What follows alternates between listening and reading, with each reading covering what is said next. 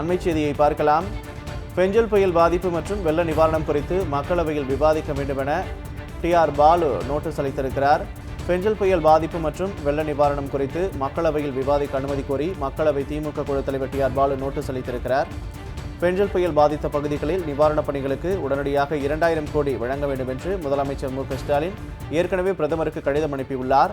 மாநிலங்களவை இன்று நேரமில்லா நேரத்தில் பெஞ்சல் புயல் பாதிப்பு குறித்து மாநிலங்களவை திமுக குழு தலைவர் திருச்சி சிவா பேசவுள்ளார். அண்மை செய்தியாக நாம் பார்த்துக் கொண்டிருக்கிறோம். இது பற்றிய முழு விவரங்களை நமது சிறப்பு செய்தியாளர் பால்முருகனிடம் கேட்டு பெறலாம். வணக்கம் பால்முருகன், கூடுதல் விவரங்களை பதிவு பண்ணலாம். நாடாளுமன்ற 2 அவைகளிலுமே புயல் பாதிப்பு குறித்து இன்று திமுக விவாதிக்க நோட்டீஸ் கொடுத்திருக்கிறது. குறிப்பாக மாநிலங்களவையில் கடந்த 2-3 நாட்களாக தொடர்ந்து இந்த பிரச்சனை குறித்து விவாதிக்க வேண்டும் என்று திமுக மாநிலங்களவை குழு தலைவர் திருச்சி சிவா நோட்டீஸ் கொடுத்திருந்தார்.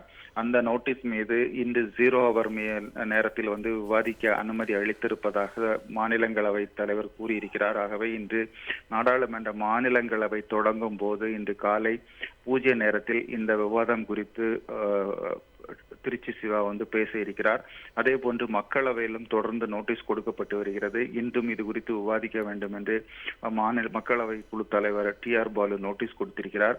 ஆனால் நேற்றைய தினம் மாநிலங்களவை ஒத்திவைக்கப்பட்டது. மக்களவை தொடர்ந்து ஒத்திவைக்கப்பட்டது. இன்றும் மக்களவை நடைபெறுவதற்கான வாய்ப்பு குறைவாகவே இருக்கிறது. ஆகவே மக்களவையில் இந்த பிரச்சனை எழுப்புவதற்கு திட்டமிட்டிருக்கிறார்கள். மக்களவை நடந்தால் தமிழ்நாடு புயல் பாதிப்பு குறித்தும் நிவாரணம் வழங்குவது குறித்தும் டிஆர் பாலு வலியுறுத்த இருக்கிறார்.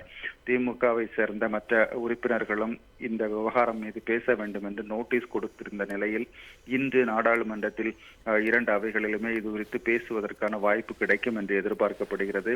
மாநிலங்களவையில் திருச்சி சிவாவும் மக்களவையில் டிஆர் பாலுவும் இந்த நோட்டீஸை கொடுத்திருக்கிறார். இதனிடையே ஒன்றிய குழுவானது இன்று சென்னை செல்ல இருக்கிறது.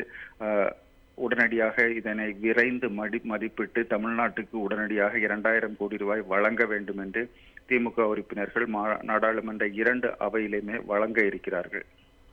கூடுதல் விவரங்களுக்கு நன்றி பால்முருகன்.